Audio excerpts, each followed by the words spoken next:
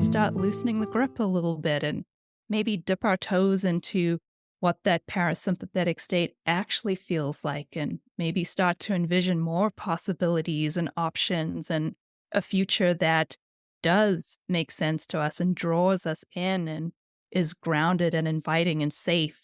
That's the kind of work that I really want to see people be able to do for themselves.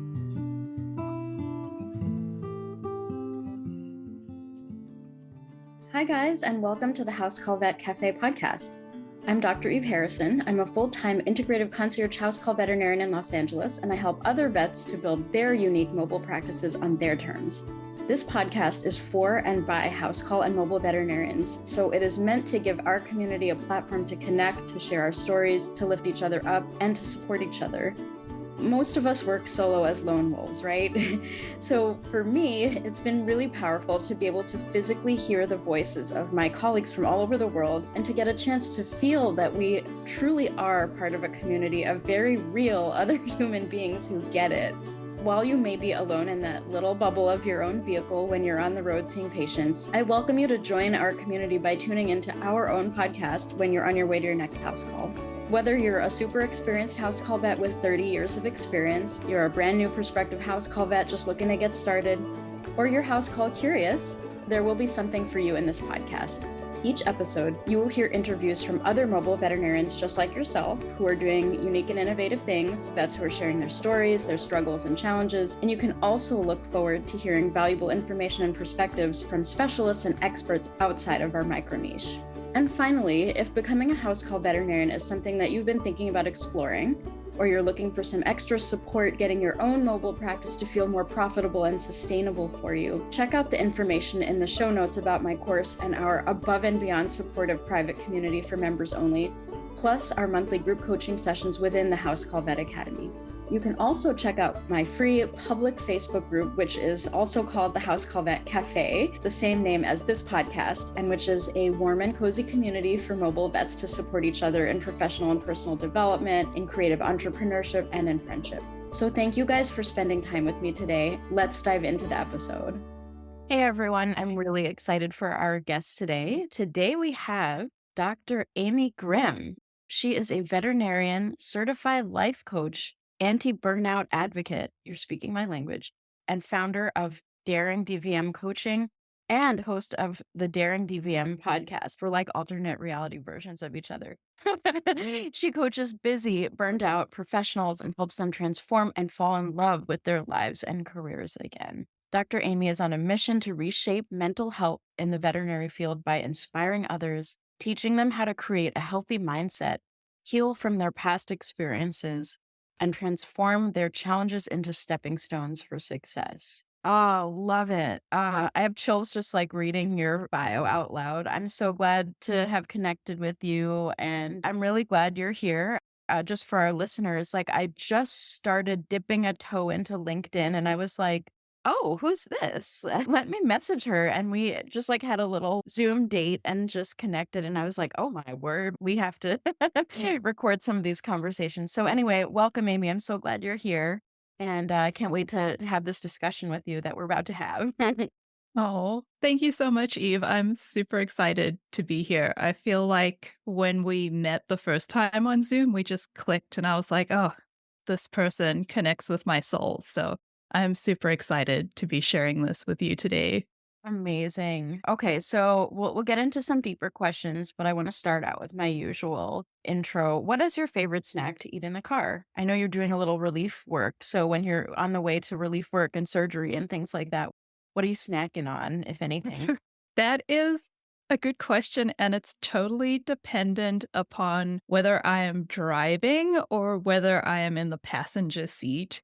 Ooh.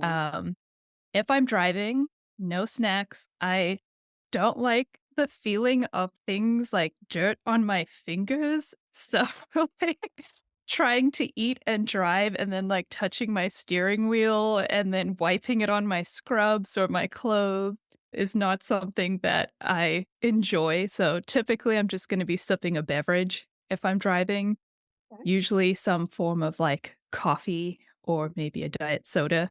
If I'm in the passenger seat though and it's not my car, then does not matter. And I would say probably salt and vinegar chips. I really love different types of salt and vinegar chips. And my fiance and I will buy all kinds of brands and do like a taste off all the time and decide like who's currently winning in the flavor profile.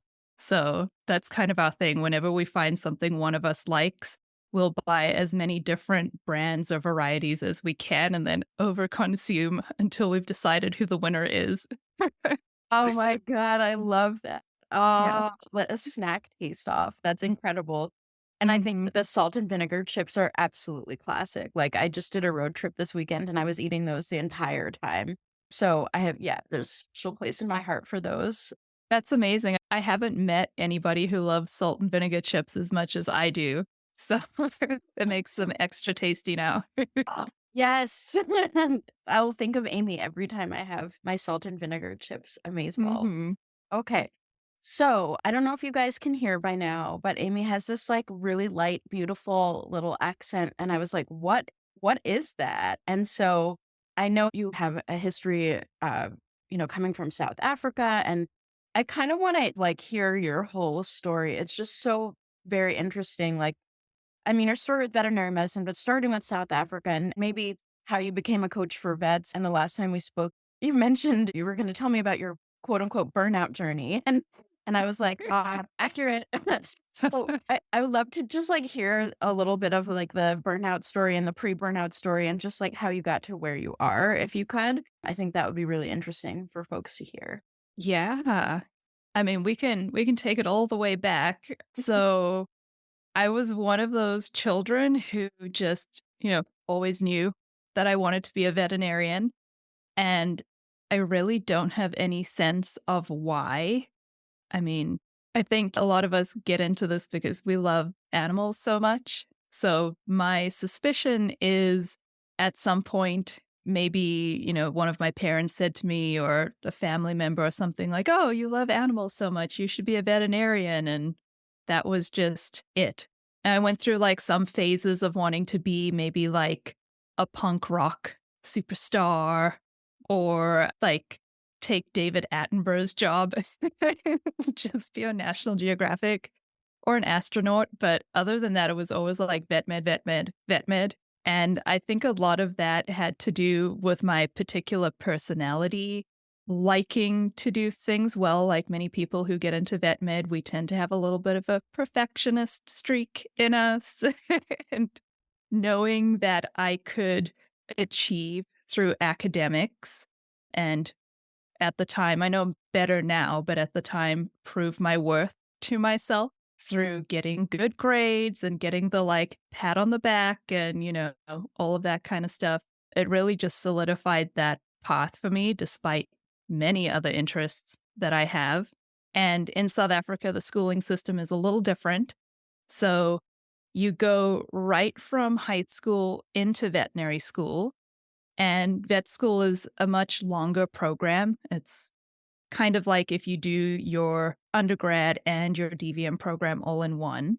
And you also have to start preparing from a young age. I had to pick the subjects I was going to specialize in grade 9 so that I could get all of the grades. And they have this like cumulative scoring system that by the time you matriculate in grade 12, you need to have like a certain number or score to be able to apply to the university that you want to get in. And because there's only one vet school in South Africa, it's very competitive. So that pretty much summed up my high school career. I did a lot of fun things, but I also spent a lot of time studying, like I'm sure many listeners can identify with. And then I was accepted into Onderstpoort. And then my parents were like, oh, surprise, we're actually going to move to America. And this was because there was a huge pharmacy shortage, doctor shortage, nurse shortage over here. And my mother was a pharmacist, so she'd been recruited. And we were given a choice of what state we would want to pick. And we picked California because it had a vet school. And then we were given a bunch of options, like little towns to pick. So we ended up picking Chico, California, which is like this little northern town. because it was the closest option to Davis. So what little information we had at the time, we were like, sure, like she could probably live at home and drive to school and it'll be fine. It was not like that at all. But yeah, once I got here, that was a big shock because I never had to do prior work experience or volunteer hours or really even know anything about the job before applying to vet school. So coming here, I had a lot of catch up to do because there's so many people out there who have like hours and hours of volunteer experience or work experience that they're using for their applications. So I ended up going to a community college because out of state tuition is very, very expensive. So I did that for a few years and then used a transfer agreement to get over to Davis to complete that. And then I ended up taking a gap year because I still needed more work experience before I could apply to vet school. So I finally got into vet school in 2010, and we moved here 2005. So it wasn't a super long journey, but it did take probably a lot more time than I had anticipated on my like scheduled get there kind of journey. Yeah, I mean, what a like a twist of the plan. And also how kind of like amazing and sweet that your family moved to California to be closer to Davis so that you could go to vet school. Like that's like such a sweet honoring of your dreams and continuing to make it happen despite the shift in the plan. And like, oh, we'll just add another 5 years in where you can do vet school while you were like poised on the brink of starting vet school in South Africa. So like surprise 5 more years. But hey, anyway, yeah, so that's such an interesting path. And yeah, I find that really, really fascinating and your dedication that carried you through that. Yeah, and I mean, like you were saying before, the dedication of my parents. I mean, there's so many times when you're that age, like teenager, early 20s, and it's kind of like, this is just what I expect my parents to do for me. And looking back on it, you're like, wow, like they did all that for me. And even just the financial sacrifices of moving here. And I don't remember exactly what the exchange rate was at the time, but I mean, it usually can be anywhere from like 15 to 18 Rand to the dollar. So moving here and giving up one kind of life for another, and then trying to make sure that your children can still do the things that they were set up to do back in their home country. I don't even think to this day I could truly appreciate or fathom, all of the sacrifices and things that they made for that to happen. So beautiful. Oh, wow. Yeah. Yeah. I'm thinking back to like an ex actually that I had who moved here from. His family was from Serbia, but they lived in Zimbabwe and they had moved to the US. Well, I don't know. I can't even remember. I don't even know why I'm mentioning this, but it's just like there's some parallels there in the way that the family had to shift. And it just seemed like there was a similar story there in the amount of sacrifice and unknown that is involved in moving from one country to another, especially intercontinental, while you have children. It's just such a fascinating and like unique experience that not many people that I know have as either the child or the parent. And so I don't know, that's just very captivating to me. Really, Mhm. really interesting. And it's very beautiful to hear about how your parents supported you through that and how you were able to receive that support. I love that. Yeah, and I mean, it to me, it's so funny because I wouldn't have had these kinds of opportunities had we stayed in South Africa. And then you come over here and you almost take them for granted. And I remember, being in college and there's all these like study abroad programs, and you could go to like Italy for the summer or Germany or wherever. And I was so excited. And my mother's like, you are studying abroad. So funny. Yeah. I was like, okay, gotcha. I guess so. So tell me a little bit about, okay, so how does it get to the burnout journey part? Like, so you currently are doing relief and You mentioned your jam is surgery. So I'm curious how you got there. And then from there, how did you get to the coaching? Yeah. So, just like all of us, busted ass in vet school, trying to do all the things. And I actually went in with the intention of doing more like public health and research. I did a lot of wildlife and population health and management, did some like NIH work, biomedical type of stuff. And then realized that if I really wanted to get into wildlife medicine, it was not going to come with the kind of paycheck that was going to help me pay back school loans. So I ended up going into private practice. And I think that was probably one of the very first steps to starting this burnout journey, because that wasn't my underlying passion of why I ever got into vet med. Yeah. And, Yeah. mhm. Oh And boy, my what intention was do, 3 to 5 years of small animal, make some money, solidify my medical knowledge, get better at all the things that I've just learned. And then I can start applying to these other types of jobs and maybe be in a position where I could have one and still have like a sustainable life. And yeah, it just, no matter where I went, what job I had, I was an associate at multiple hospitals. I was a medical director for a few years. I still just had this like missing piece. And I think I was trying to like fill myself with stuff that wasn't helping, if that makes sense. Mhm. So, Yep. and then a lot of just the problems that we tend to face, and we don't really know how to deal with it, like the pressure of always saying yes, squeezing in one more appointment, staying late. If you don't do that, or if you don't pick up this extra shift, then you're not really being a team player. Like all of the kinds of messaging that we receive, you're letting your work family down, all of that stuff. And me, myself, not having the skills yet on being able to say no without feeling guilty. Because there were many times when I would say no, but then you spend the entire time thinking about, oh, I should have said yes, or, just beating yourself up for not being a team player or not being a good enough doctor or not being like as committed as your colleague or all of that kind of stuff.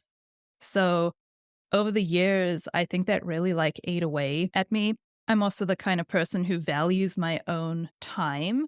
So for me, having to work on weekends when I did not choose to work those weekends myself was very challenging. And I'd often find myself crying in the car on the way to work on a Saturday morning, thinking like, is this my life? Is this really what I signed up for?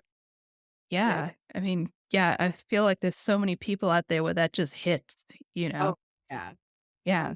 Like Oh, I just we like literally had a flashback of a time I was like sitting in the car crying before a shift. Like, yeah. I mean that image right there is so like central to why people like us are doing what we do and Mhm. kind of going a little bit off the beaten path and taking control of our own lives or, taking back our agency because it's not Mhm. acceptable that your life's work, it involves crying in the car every day before walking into those doors. Not okay. Yeah. Yeah, and when you think about it, life is so long. Do you really want to spend 60 years crying on your way to work? Like, no, girl. It's not worth it. So, I think a big change for me was having that medical director position, because I was in more of an autonomous position and I was able to create more flexibility and felt more in control, not only of my own schedule, but also when it came to the hospital, helping other staff members with similar problems. Luckily, I had a hospital manager where we just totally saw eye to eye on this. And it was like, if you need the day off, take it. We're not going to tell you no or force you to come into work, because nobody wants somebody who's dealing with something else and their mind is not there and they're not present. And it's terrible for them. It's terrible for the people who are working with them or the clients with whom they're interacting. I mean, it's just, there's no reason to force somebody to come in. And I really loved that. It gave me a sense of hope, as well as showed me that maybe I actually like more than just helping animals. Like these people things are kind of okay as well. And then we got to 20, and I met my now fiance like 3 days before COVID shut down. So that was a big whirlwind of us like making the relationship work, and then me deciding to move in with him and having to leave that job and find a new one. And in order to do that, I went back to being an associate at somebody else's hospital, and I didn't even make it a year. It's like, cannot go back. So that's when the burnout really hit, because now I felt as if not only were I working these hours that I didn't necessarily want to work, and I'd lost control of that flexibility and autonomy, but I also couldn't really help in the ways that I wanted to help. You can show up as a leader, but that wasn't quite enough for me. I wanted to do more. And I ended up quitting and not actually doing anything for a while because I was just burned out. And by burned out, I mean not just the medical things that we face and our schedules and everything, but just burned out for myself, like not knowing how to deal with this, trying to fill the void with things that aren't helping, just not being able to really like rejuvenate my mind, my sense of self. Just everything felt very like helpless, hopeless, lost. And then I stumbled upon coaching through a Facebook feed where somebody was like, "What podcast is everybody listening to?" And one of them came up, and I was like, "Okay, that sounds interesting." And I started listening to it, and I was like, "Wow, this stuff really resonates with me and what I'm going through, and it's helpful." And then I found the person who had taught and certified that podcaster and ended up going to their school for training. So that was Brooke Castillo through the Life Coach School. And I became a certified coach. And during that time, I still had bills to pay. So I started doing relief. And it kind of started out as a big hot mess at the time because I didn't quite know what I was doing and like what I actually wanted to do. And dipping my toe back into the workforce didn't quite feel great yet.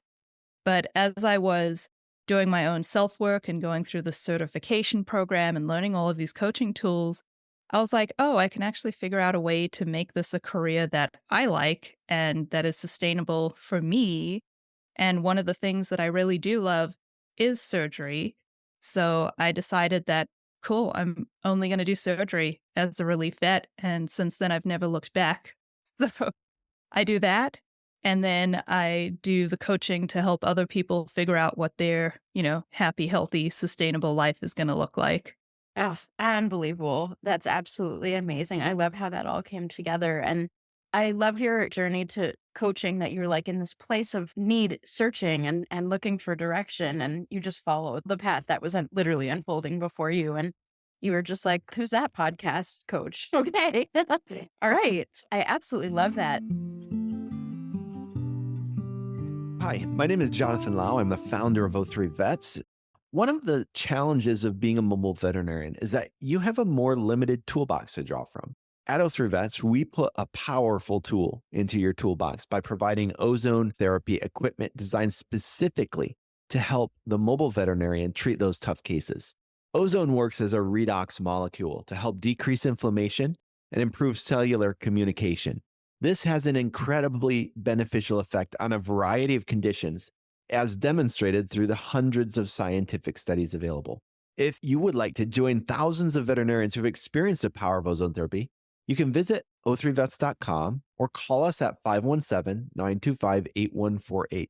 If you mention this ad, you'll get access to our online training course with the purchase of your ozone equipment.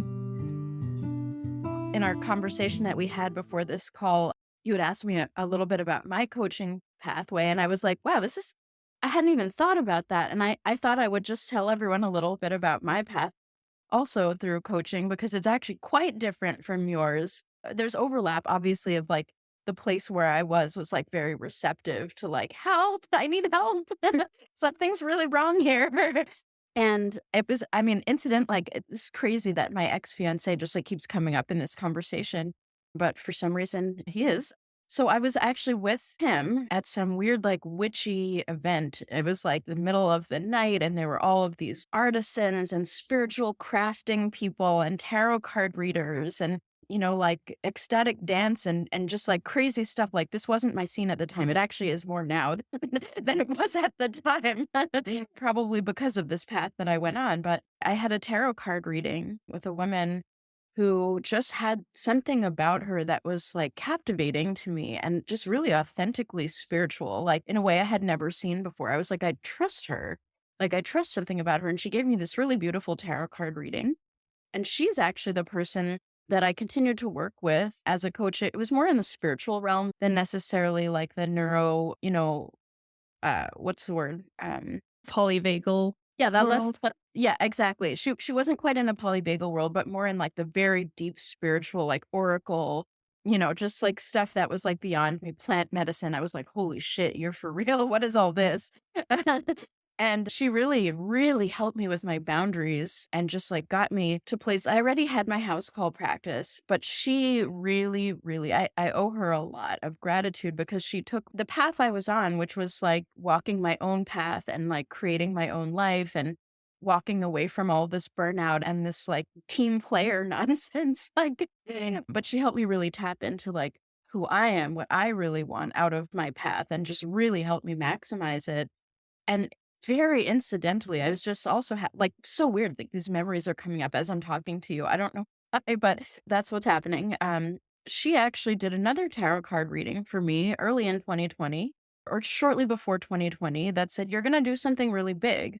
And I'm like, huh, I don't know what that would possibly be. But as I was pondering, like, what could I possibly do that would be really big? The idea of the House Call Vet Academy came to me as a direct result of that tarot card reading. And the way I see it, it's sort of like tarot is more like it's a reflection of what's within you, like what you have to share, what wants to come out. It just gives you a new framework to recognize what's already there.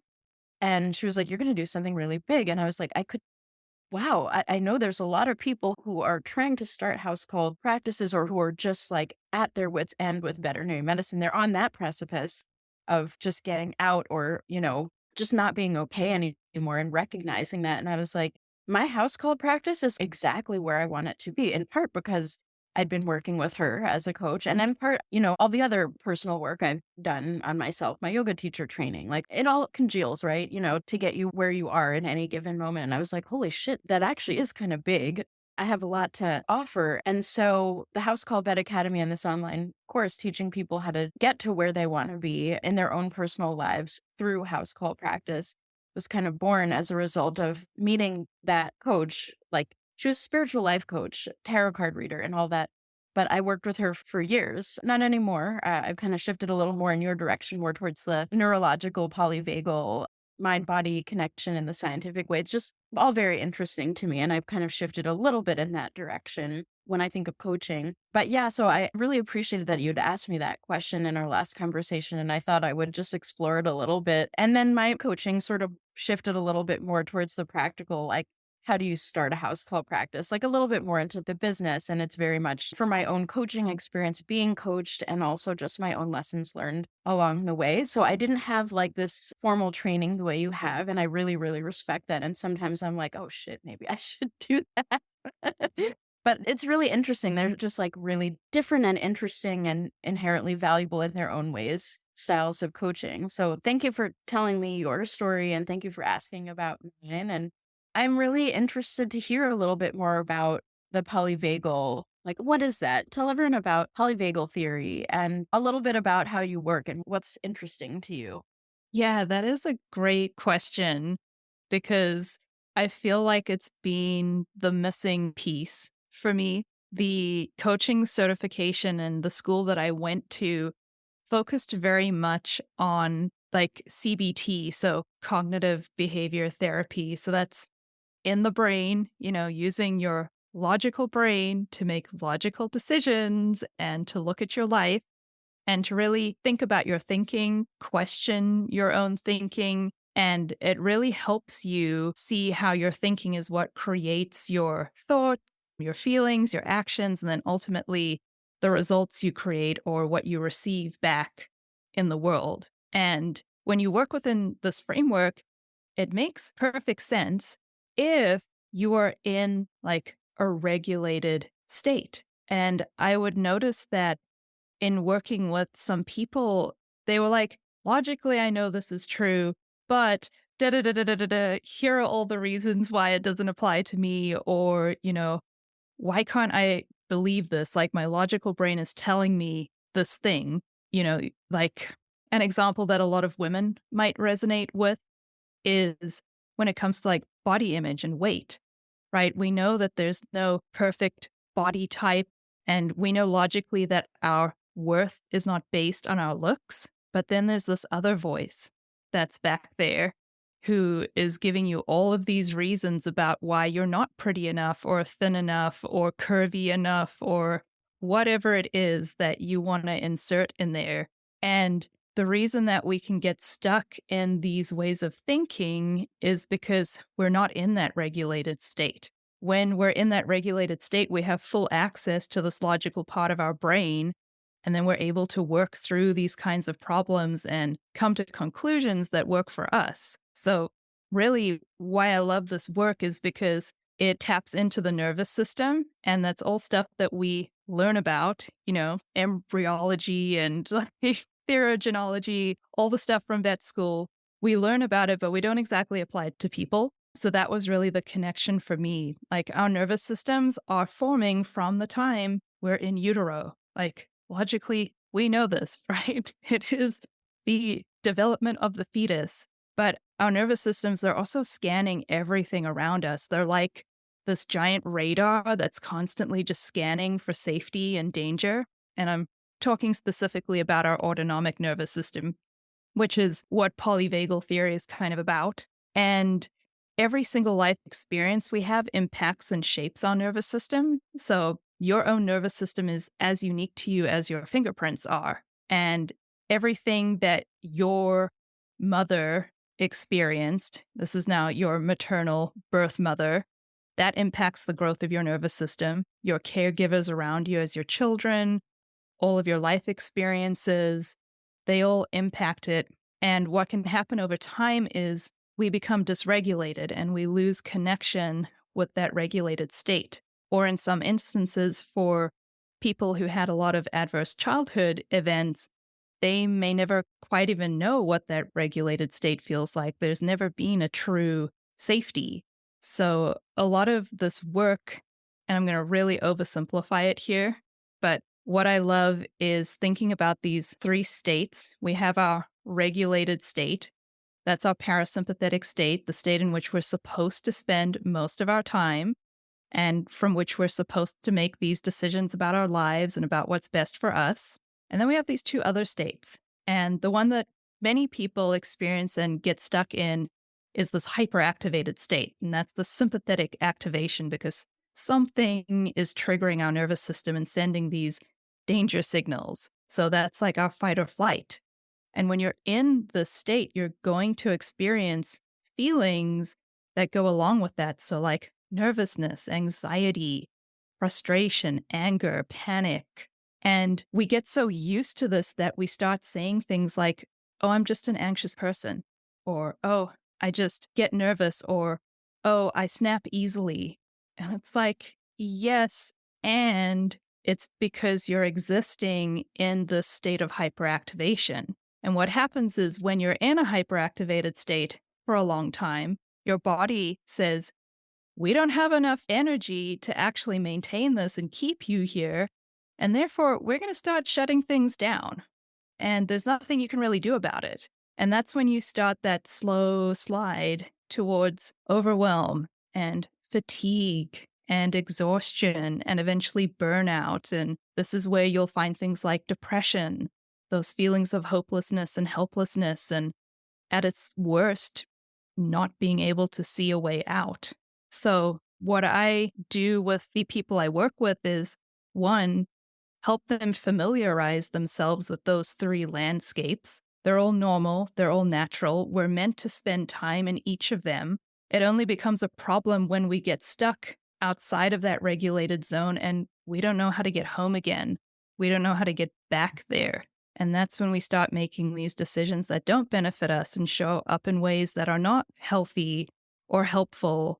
And I think that's always the first step, is helping somebody figure out what those zones look like for them. It's very personal, what your triggers are, and then how to actually get yourself into a regulated state. And once you're in that regulated state, then we can start doing more of that cognitive work. We can get back into the brain and we can say, okay, now what is it that we actually want to do with our lives? And the thing that really sold it for me was when we think of our nervous system like an informational highway, there's stuff coming from our central nervous system, going out to our peripheral nervous system, and then there's all of this information that's coming in through the periphery back to the central nervous system. And the cognitive work, it relies on that central nervous system, your brain, telling you what to do.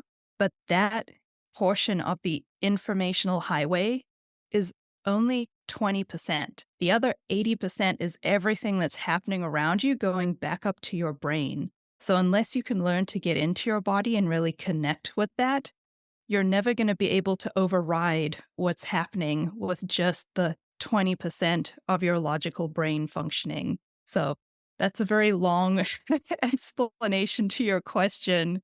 But yeah, it's just something that I fell in love with. And then, of course, the science behind all of that, being able to explain that to people who have medical backgrounds or who are interested in that kind of stuff, like really getting into the nitty gritty of why this works and why it's actually a thing. And it's not just like woo woo kind of out there stuff. I think that really resonates for a lot of people. And it certainly did with me.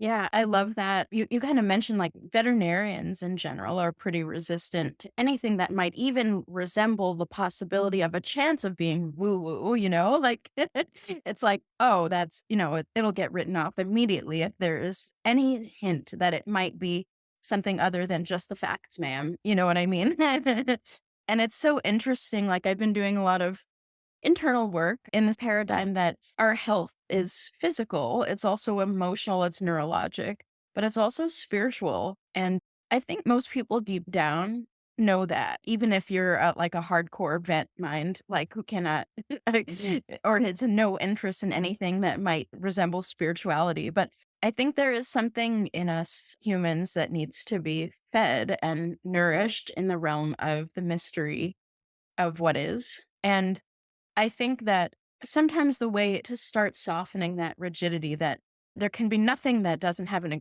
exact logical example, it cannot exist, it cannot be real, is to sort of meet that kind of mind where it is with the science. And interestingly enough, my connection to either spirituality or like the mystery, holding the mystery of what is, and the bigger than myself, that there can be things I don't understand at work here. I can tap into that when I'm envisioning the polyvagal theory, the three states, like that diagram that you always see. I'll link it in the show notes for anyone who's curious. But that middle zone of regulation, neuroregulate, that is where I connect most with that type of thinking, which ends up becoming a little woo. But I mean, us humans, we're very multidimensional. And I think that sometimes just meeting people where they are in the language that they speak. And I think, I got into polyvagal theory a little bit also through my compassion fatigue professional certification. And that was kind of the heart of that work. But I was like, this is the language that veterinarians can understand. And I think that's a way in to start making larger strides in terms of self-acceptance and openness to other paths. Like we get part of that rigidity is like what you said, sort of like getting stuck either in the sympathetic or stuck under hypoarousal, hypoarousal, getting stuck in any of those. Like the movement between all of them is completely normal, but the stuckness, and it's the same sort of rigidity that we can get stuck in. That's like, I'm a vet, I have to be an associate, I have to walk this path, I can't anything else. Like, and it's an illusion, And so I think that sort of finding that normal arousal rather than hyper or hypo, I don't know what the word is, but getting to that place and beginning to loosen the grip of the rigidity and the inflexibility, like not saying it as a criticism, but it's what keeps us ourselves stuck and suffering, essentially, right? So I just really love what I'm seeing, this sort of like convergence of polyvagal theory and the types of coaching that you do that help unstuck people and let them see what possibilities and options really can exist, and that most often lead to healing and okayness for the first time in a very long time for so many of us, you know? Yeah, I love what you just said there about the rigidity and the stuckness, especially when you think about it through the lens of the nervous system. Like when you are in this activated state, you become more hyper focused, right? That's the job of your nervous system because it makes you laser in on the problem because it might be life or death. And if it is life or death, you need to get out of there. Whereas in today's world, very few of the problems we face on a day to day basis in our lives are truly life or death. But if you're somebody who's thinking, oh, I just have this black and white mindset and I just see things how they are and it's either this or that, that is an indicator to you that you are stuck in a hyperactivated state. Like if you cannot see other options, that means that you are hyper focused. And it might not feel like it to you because your nervous system and your body is so smart that they've made these adaptations to help you cope in the state. But if you're somebody who's thinking, oh, I have to do this, or this is the way it is, or there's no other options for me, it means that, girl, you're stuck there. And that's okay. It happens. There's nothing wrong with that. There's nothing wrong with you. It's just your nervous system taking care of you and all the brilliant adaptations you made from the time you were a child and whatever traumatic experiences you faced or difficulties or adversities you went through life, you have built these successful coping mechanisms that are helping to keep you where you are and keep you safe.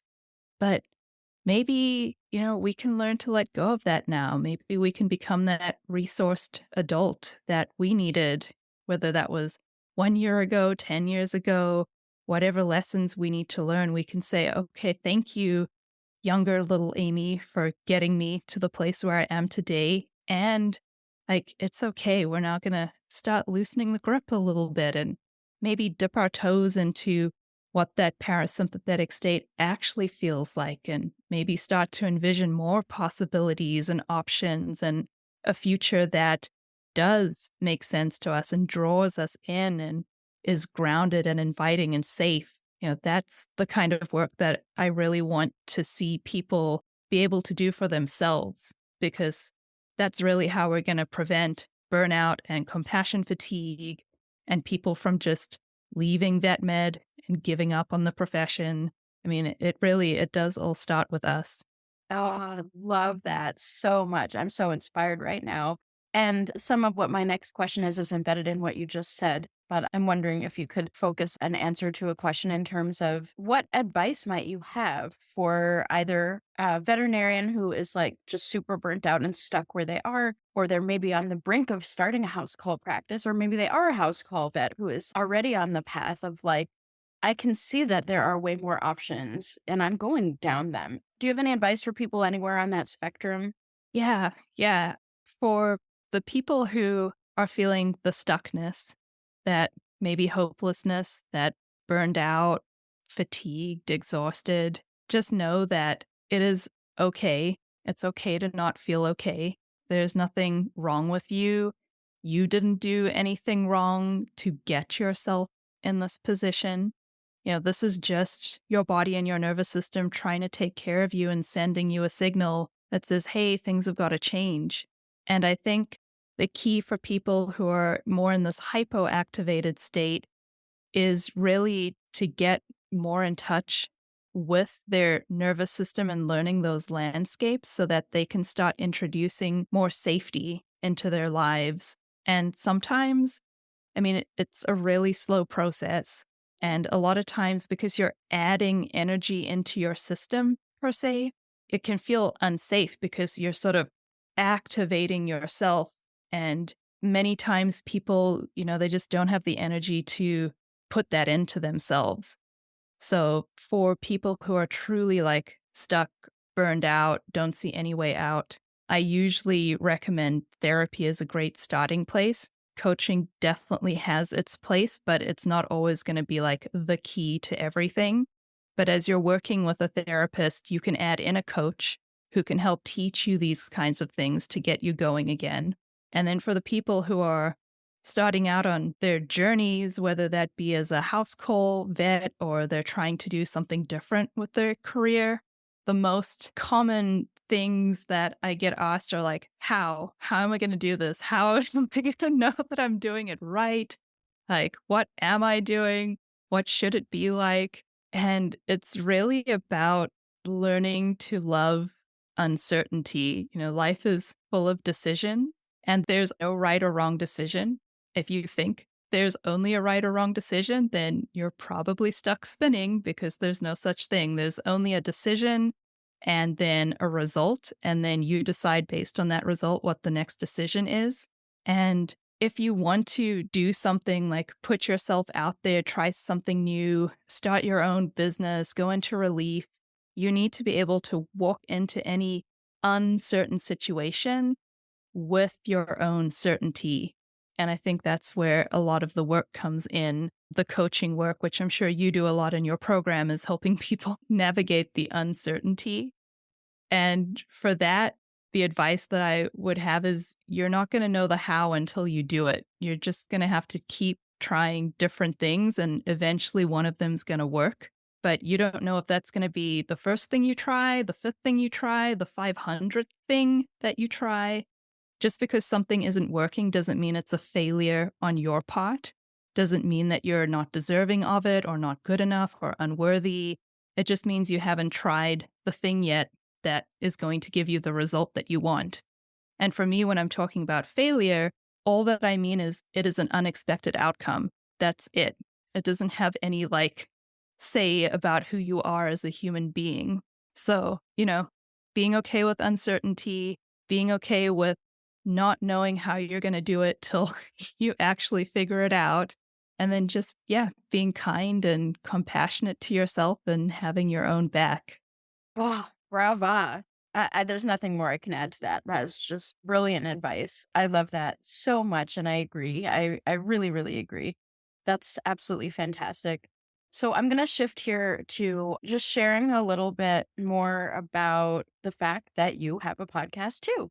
And we were talking about podcasting and how in and of itself, it doesn't necessarily pay for itself or generate income, but there's this sort of a concept that we shared between us about this feeling of paying it forward. And it doesn't always have to be about money. I mean, when we're building a business, like you need to profit, you have to have a profit, you need to support yourself, like I don't recommend for people who are starting a house called practice per se to start doing things for free. But I think that there's a point at which paying it forward feels good. And, you're supporting yourself too, of course, right? It's not one or the other. It's not that you give and pay it forward without, any sort of profit, or you profit and give nothing to the community. It's this sort of, healthy balance, and not coming back to the stuckness, not staying stuck in either. And I just I wanted to revisit that concept just because it really spoke to me. And when I'm podcasting, that's what I feel. This is not a moneymaker for me. This is a community connection, a way of just being in community and showing care and giving what I have to give and creating a space for everyone else who has something to give. And I mean, I just had a retreat, a house call vet retreat a couple weekends ago now. And I I was on the fence about whether I should say this or not, but most of those retreats don't bring me any profit. I break even, or I'm in the red a little bit. And it's a decision that I've made to let that be the case because I want that experience and I want that for us. You know, like, I have to charge so that I don't go deep into into debt, right? But ultimately those retreats are, I do them because I want to do them. And I want that connected experience. And, I make money in every other aspect of my business. So there are places that I sort of let the guard down and be like, the profit here is not financial, the profit is emotional, and the profit is bigger than a quantifiable thing. And so I just really appreciate that you had said that before, and wanted to kind of open it up and see if you had any other thoughts on that subject. Yeah, I love that. It comes back to what you create for yourself. And you get to decide what your measurements of success are. So if you're starting a house call practice or any other kind of business, yes, making money is going to be a marker of success, but it's often not the first result that you see, before you become really profitable and you have yourself in the green all the time. You are going to hit other markers of success along the way. And one thing that I typically encourage people with who are looking to branch out and like start their own relief business or whatever it is like, don't put that much pressure on your little baby business to be the profit driven center for you because Amen. yeah, Amen. it's Yes. not the be Yes. all end all. And that's what I love about podcasting. No, I don't want to be paid for having ads on my podcast. I'm out here trying to get wellness information into the hands of multiple people. But Mhm. it's like the results that I get from that, like I'm creating this thing, I'm putting it out into the world, I'm reaching people that I'll never know about and helping them in ways that are potentially going to change their lives. I'm meeting really cool people like you through doing this kind of stuff, making connections. And at some point, sure, maybe it helps with the business. Like if somebody decides they like what I'm talking about and they decide, hey, I would like to work with Amy as a coach. Like, sure, okay, maybe there's a little bit of revenue there, but that's not the goal. That's just a benefit that happens down the line. And you know what? It's not even an immediate benefit. It could be 10 years from now. Who knows? So my focus is really on sharing this information to help other people make their lives better because why gatekeep or withhold, this kind of stuff. Yeah, Ash, I love that. I would say I do have ads and I struggled hard on the idea of whether I should or shouldn't have ads. And I ended up arriving at the fact that the ads help me at least break even so that I'm not going into debt with the podcast. And also the people that I partner with who I use my platform to help promote them, I vetted them and it feels like a good, like it feels like a good net positive type of thing. But I did sit with that idea of not having ads for a long time. And I was like, oh God, like a nail biting decision type of thing. Am I doing this? But I really love the idea of sort of like this, like building currency that is not necessarily money, but that typically, if you're building that other type of currency of goodwill, the money does tend to come. But it's like not an intentional thing, but it often does sort of work out that way. And I find it to be true even in my household practice that I give because I want to give. I provide the care that I want to provide. And that makes me feel good. And then the money comes because I've given incredible care because I wanted to and it was authentic. There was integrity in my work. And therefore, the value becomes clear to anyone who's working with me. And likewise, as you podcast and put these ideas out, your work and your value become clear. And then, it turns into financial abundance. But even though that wasn't necessarily like the focal goal. So I think that's very, very interesting how that can happen. And I probably don't spend enough time on that subject with my students as I'm thinking about it. I'm going to create some content around this. Maybe we'll do so together. But this That'll be fun. yeah, that would be really fun. This like conversation is just so juicy and so good. And I'm just so thankful for this conversation and the ideas that we've talked through together and shared with our listeners. And I'm excited to be on your podcast when we record that. And I wanted to go ahead and close the episode and find out, since you are in the house called Vet Cafe, might I take your order? Is there a beverage you'd like to order? Ooh, I will take a lavender infused cold brew with maybe just a little bit of room for cream, but it depends on how I feel when I take that first sip. Oh, perfect. You got it. It's coming right up. Thank you. Well, amazing. Thank you so much, Amy, for this insight and this wonderful conversation. And I can't wait to continue our conversation in the future. Yes, thank you so much, Eve. It's been such a pleasure and a joy being on here with you today. Amazing. Thank you so much for listening to this episode of the House Call Vet Cafe. If you enjoyed this episode, then hit the subscribe or follow button on Apple Podcasts, Spotify, Google Podcasts, YouTube, or wherever you listen to podcasts so you never have to miss an episode. This podcast is made specifically for you, so don't be shy if you'd like to reach out and let me know your thoughts on this episode. You can find me on Instagram and Facebook as The House Call Vet Academy, where I also share more valuable content. If you're interested in learning more about consulting for House Call Vets or the House Call Vet Academy online course and community, please click on the link in the show notes. Have an amazing rest of your day, and I can't wait for you to join us for our next episode of the House Call Vet Cafe.